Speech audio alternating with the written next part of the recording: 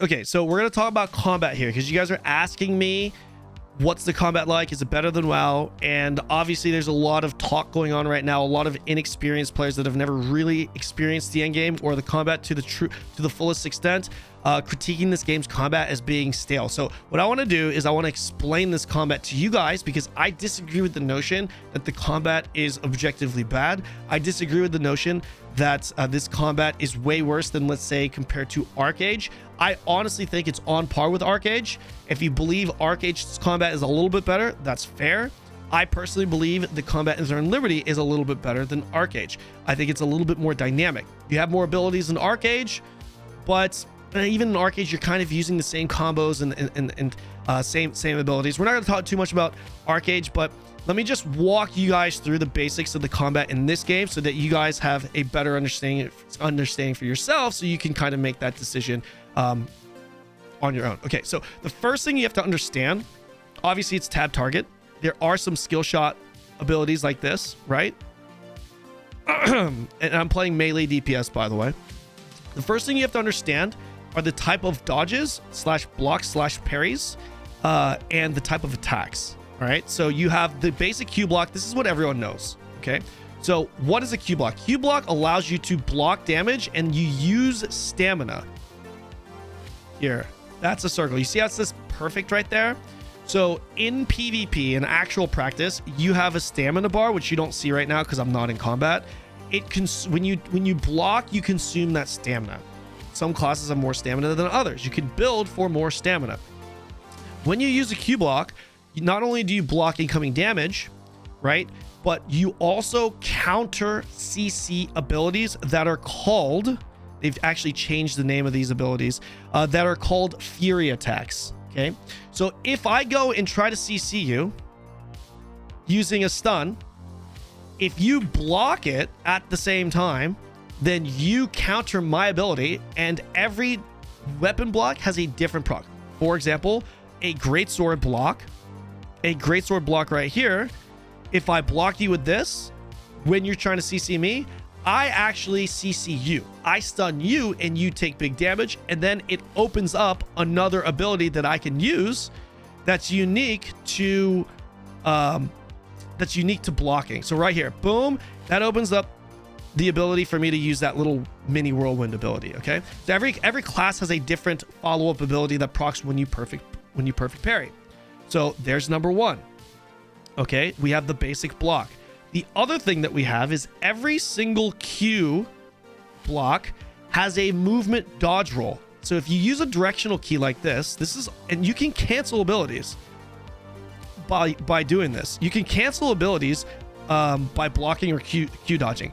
This is also very important because Q dodging, okay, Q dodge. Oh, by the way, in PvP, you don't get this little circle thing, the diamond circle thing. I'll explain what the differences are here in a second.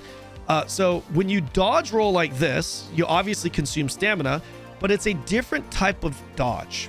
Okay, if I try to stun you like this and I Q dodge, then I will still if I time it correctly, I will still proc that perfect the perfect parry or perfect dodge, which will allow me to use a follow-up skill, but it also allows me to proc a different effect. Okay, so for example, with the dagger, this is meta, with the dagger, when I perfect parry this effect, I proc stealth. For 3 seconds, I have stealth. This is huge in PvP. This is the reason why, even when you're playing against a class that counters your class, you can win if you perfect block or perfect dodge these abilities. That's the second thing to know. It's very, very important. Remember, this consumes stamina, right? So the next thing that you have to understand are wrath attacks. There are wrath attacks in this game, and there are 3 wrath attacks in this game, 2 of which are counters to block.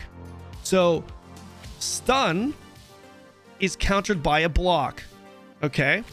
But what counters block? This was recently added to the game. If someone is sitting there blocking your attack, you can use a wrath attack like that, which will ground blocking targets. So let's say I'm anticipating your stun coming in. If I use my block and then you counter the block by using a wrath attack, here's the other one, which is a trip, then you get grounded. So so as you're blocking, if I anticipate the block or I see you're blocking, I can counter that block by simply using a wrath attack to ground you. So you see what I'm saying? So it isn't just whoever gets the first CC wins. It's you have to anticipate the CC coming in, when it comes in, and what type of CC that is coming in. So what counters a wrath attack? Well, I can block CCs, but my block is going to get me floored, grounded, or proned, or tripped, whichever term you're familiar with, if someone hits me with a wrath attack. So how do I dodge a wrath attack? Well, a dodge roll is a counter to a wrath attack. So if I come in and I gap close into a wrath attack like that was a gap close into a wrath attack. Pretty quick, right? Not slow and clunky, is it? Not at the end game, especially when you're building for attack speed, which I've built for. That was 2 abilities right there. I'm gonna use my Shadow Strike into trip.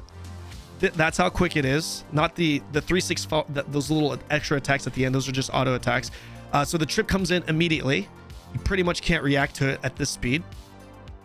You have to anticipate it. If you see someone coming in, you can simply dodge roll. If you dodge roll the wrath attack, then you proc the dodge roll effect, and that could be, let's say, like stealth, for example, like that, right?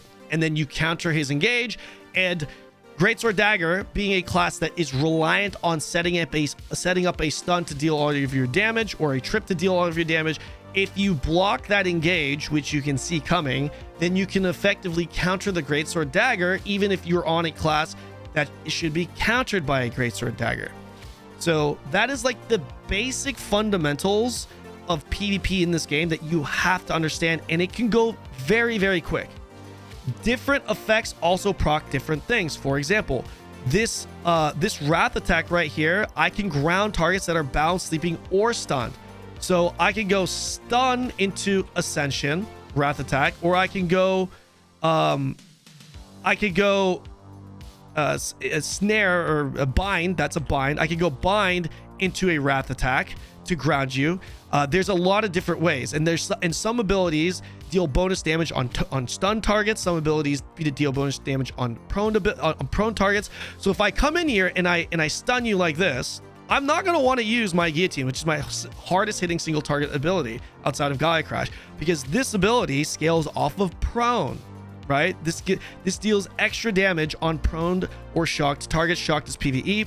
So what I would need to do is, if I want to get this ability off, then I'm going to want to get you grounded by using this or this, and then I could use this. All right. If I want to use, let's say, death blow right here, I'm going to want to make sure a stun is applied, because that ability right there deals bonus damage to stunned targets, or targets that are under stun. So the combo is not always going to be the same, because if I'm fighting a squishier target, I might be able to kill him if he's at 30% HP with a stun into death blow. So I might go Shadow Strike, stun, death blow. That's what I might do, okay? If he's got more HP, I might need to burn a guillotine. If I burn a guillotine, I might not want to burn my death blow, because you're constantly fighting. So I might go Shadow Strike into trip into death blow, or into guillotine. So the notion of brain dead button smashing is just fake news. It's not true at all. Your combo has to change significantly. I would actually argue, as someone that's played Dark Runner, Shadowblade, a lot of Arcage, made guys for Arcage, and has played Greatsword Dagger, which is the equivalent to like a Dark Runner in Arcage, I would say the combo variation is far greater in Throne than it was in whatchamacallit, in Arcage. In Arcage, you're essentially shadow stepping into Leech. You go Mark, you go Stalker's Mark, or whatever it was called. You go Mark into Shadow Step. So if you want to close the gap, you can go teleport into Shadow Step, backdrop into Shadow Step, but you Mark, Shadow Step, Overwhelm, Precision Strike. That's the bread and butter every single time. In this, it goes, you can either engage with Stealth into stun, you can go Shadow Strike into either trip, or into Ascension, or Shadow Strike into stun. Everything is situational based off of your cooldowns, and the combo is never the same. I've got three big juiced attacks. One is guillotine, or excuse me, one is Gaia, one is guillotine right here, and one is death blow. All three deal bonus damage under different circumstances. So if I have my death blow up, I'm going to want to set that up with a stun. If I have my guillotine up, I'm going to want that to set that up with a prone. And if I have Gaia Crash, it doesn't scale with anything, so I will most likely try to set it up with a stun, simply because stun gives me bonus heavy attack, which that's another thing. That's another thing. I don't want to go too far down the rabbit hole, but essentially what you do is you also take a look at what abilities give you what buffs, and you could build around it. For example, I could build around heavy attack, full send it into heavy attack, which means I'm going to maybe want to set up my damage with things that give me bonus heavy attack. As a greatsword dagger, stunned targets give you bonus heavy attack. Maybe you're okay with like a 33 to 44% heavy attack rate, then you can spec out of heavy attack, which gives you the ability to maybe spec into hit or crit, something like that. That would just require you to absolutely have to set up your guillotine, Gaia, and death blow always with a stun on a stun target. Otherwise, you're not going to heavy hit. Heavy hit is essentially times 2ing your damage. So for me, that's a different conversation. We're starting to get into, how do I want to build my character? Because the build of your character will also affect your rotation, your combos, your damage, and how you deal that damage. I've currently built my character to full send heavy attack and to get all of the damage out as quick as possible. I've sacrificed crit, which is why I have to stay with dagger, because I get a lot of passive crit from dagger. But I'm able to pull off my combos really, really fast, because I prefer that type of build in large scale when you have a very small window to deal all of your damage. That would be the best way that I could give you an entry-level understanding of how the combat works in Throne and Liberty. That's pretty much how it boils down. If you have any questions and I upload this on YouTube, let me know in the comment section below. Don't forget to like and subscribe. I think I will upload this on YouTube, so there's my outro. See you in the next video. I felt so awkward and forced. Omega lol.